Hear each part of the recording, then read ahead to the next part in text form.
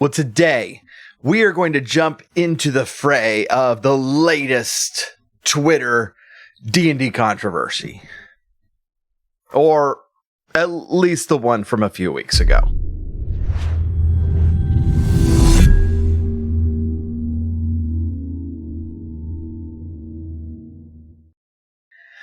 What is up, everyone? This is the Techno Funk Boy, and this is the first full video on the Techno Funk Nerd channel.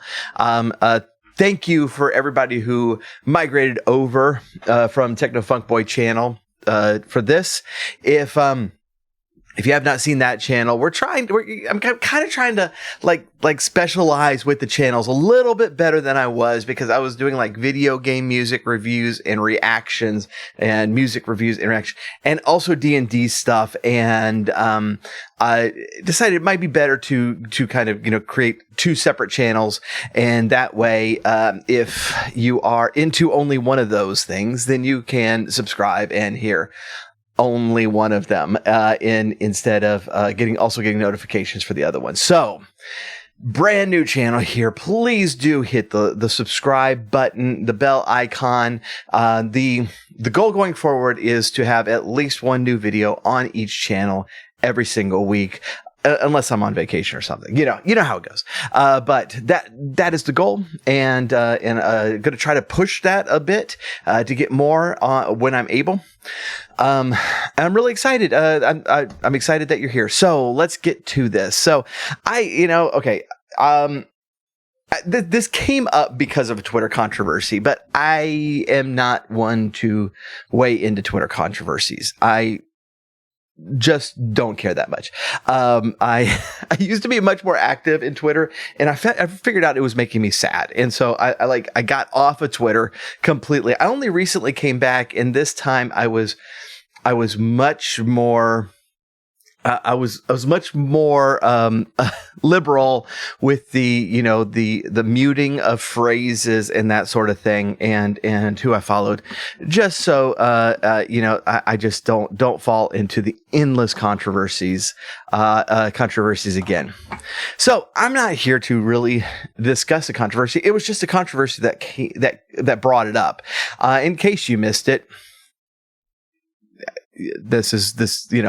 consider yourself lucky, but there was a debate over whether your character's backstory in D&D should be super long and what a DM should do about it. The reason I wanted to talk about it is because I, in my own games, don't really care as far as how long your backstory is. But if you give me a long backstory, I'm going to come back to you with a couple of different warnings. The first one is, I'm not going to remember all this. That's your job. And the other players are not going to remember all this. That's your job. I'm going to remember things that I know I can use later.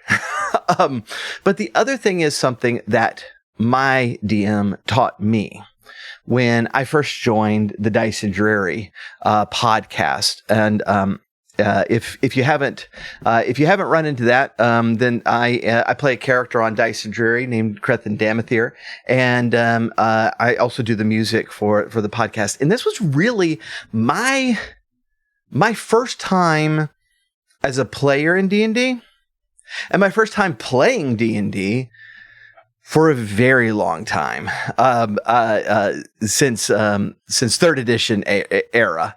Back in college, I tried to start a few D&D games amongst my friends, and I would reluctantly get people who would join, but only if I was the DM. And so I never got to play a player until we started Dice and Dreary. So it was my first time as a player. It was my first time with 5th edition, and we're going to air this for everyone to listen to, which sounds like a great idea. And it turned out to, yes, be a great idea. The show was really good. But I turned in a very long backstory. So for the last several decades, I've been thinking of characters more like a novelist, because that's what I've been doing, and not playing D&D, but doing novels and stuff.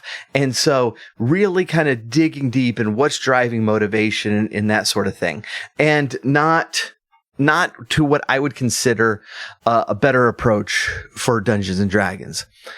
What Jeff the DM told me at the time was something along the lines, and I don't remember exactly what was said. This was several years ago, but the main gist of it was, great, this all looks fine. Keep in mind, it's not canon until it's said at the table. And I didn't think much about that at first, but I quickly started to think about it. Because in the course of the adventure, and if you are a listener to Dice and Dreary, you know this about Crethin, is almost immediately Crethin gets pushed into directions that he certainly didn't expect to go. And honestly, I didn't expect him to go either. And his character was challenged in a lot of ways right off the bat. And there were certain things that I thought would be cool for, as far as characteristics go for him, that just, they weren't going to work. They weren't going to work. So you can, like, if I told you what they were, you would hear hints of them in the first episodes, and then you don't anymore, because these things don't fit the character that Crethin is becoming. Now, even in the first season of the show, Crethin's backstory had gone through dramatic changes.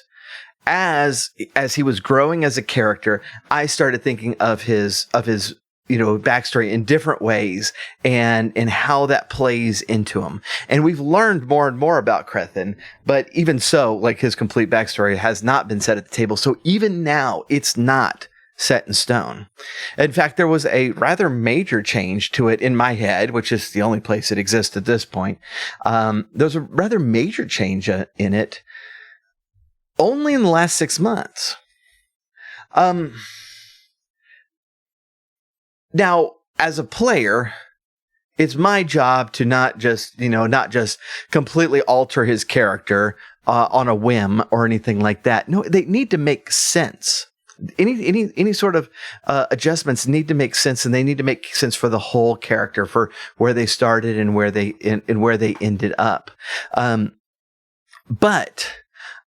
and thinking of it from as a novelist, like, I will very often change the character's background story until I reach, as I'm writing, or as I'm editing, or something like that, to make things more interesting. And then I get to the point where I might publish the book, and that's when it becomes canon. Right now, I can't change it anymore. And I've really started to think of the character's backstory like that, where the saying something at the table is when we set things in stone. Now, I've said that to players of mine, and I've even said it to a more recent DM of mine. It's in my Avernus game that I'm a player in, and a friend of mine is the DM, and he's played with me before, but this is his first time as a DM. He's doing a great job, by the way. But he asked me for a backstory, and I told him the story of my character's backstory, and he's like, "Oh, that's really interesting. Now, that girl you just mentioned, what is her name?" I said, "I don't know." And I think he was a little surprised by that. But that's the sort of thing that actually worked out really, really well, because later he was reading he's prepping, and he's reading later in the Avernus book, and he comes across a character and realizes that's her. And so he messaged me and says, that woman in your backstory, her name is such and such. I was like, great, perfect. That's the kind of thing that that you can play with when your backstory is not set in stone. That also calls for players to hold back a little bit. I've played with some players that want to reveal a lot in character introductions. And, some, I was about to say none of us actually act like this in real life. Actually, some of us do. But this is not the way we normally act in real life. We don't normally tell our life story to just random people. We might tell appropriate moments from our life story. If I met my new neighbor today, today, and he asked me about myself, I'm probably tell him where I grew up. I probably will tell him what I do for a living. I probably tell him how long I've been married, stuff like that. But I'm not going to go into that great a detail. Now, if a situation then comes up where, telling some part of my of my own backstory might help in a situation, that's a good time. That's a good time to say it. But this is not normally the way we work. Now, D&D is a little bit different. Like, we're telling about a fictional character, right? And so we feel like we should, like that, like this isn't the case of neighbors meeting. This is, this is a player telling another player about my character. But at the same time, this is a good thing to remember that, once you have put it on that table, it's there. It's set, and you're not going to have that freedom of letting your character's backstory form as you go. Now, what you might be thinking, and this is absolutely true, is that there's nothing about D&D that requires your backstory to form as you go. And that's very, very true. And a lot of people I know, including me when I first started Dice and Dreary, want to have like the full thing in front of you. I mentioned this as something that I like doing. I like doing now, and I think works out really well. And I like sharing with my own players and that sort of thing. But even if you are someone who wants that set in stone, it's going to go back to my first thing that I will tell players who give me a long story. Don't expect anybody to remember it. That's your job. Your character is your job. No one else's. And I have, this is super rare, but I have on occasion, played with somebody who was like, wait, you don't remember that part of my backstory? No, I don't. Because I've got several players at the table, and I got prepped for the actual adventure. I try to pick out certain things from my players' backstories that I can kind of salt into the game a little bit. That's going to tug on a loyalty of theirs, or have a situation that kind of mirrors the old situation that they might be able to take more of an active role in that situation, weaving those backstories in. But I'm not going to remember everything that you wrote down for me before session one, when that was months ago, and we're chugging right along. Again, that's your job. And so my basic encouragement there is you take responsibility for your character, and don't make it anybody else's responsibility to remember, or even care about all, everything that you've put into your character. That is something that you've done to enhance your role playing, not to use as a bludgeon against your fellow players. And that's going to include, by the way, long soliloquies about, this reminds me of when I was a child in the North, and going on about that. That's going to include that. There are appropriate times for a story about your past, and there are appropriate, much more appropriate times to not tell a story about your past. So Really appreciate you tuning in. I know you're new to this channel.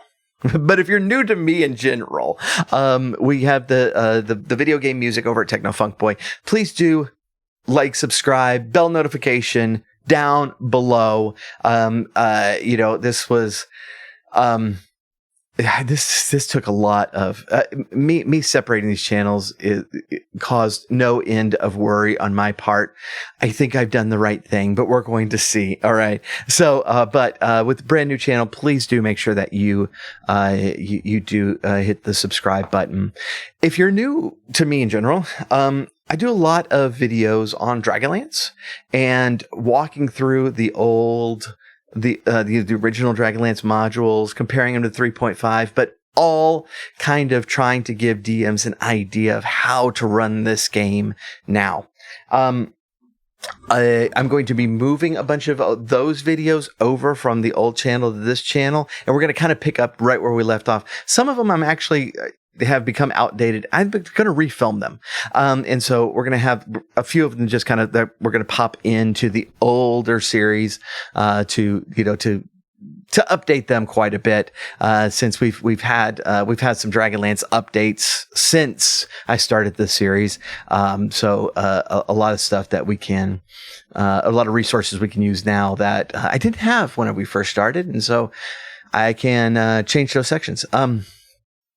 We're also going to do just some basic Dungeons and Dragons post, as well as I want to do some reviews of the new Orville series because I'm so pumped about that, and all that's going to be here. So be sure and subscribe. I really appreciate you hanging out with me, and we will catch you next time. Thank you.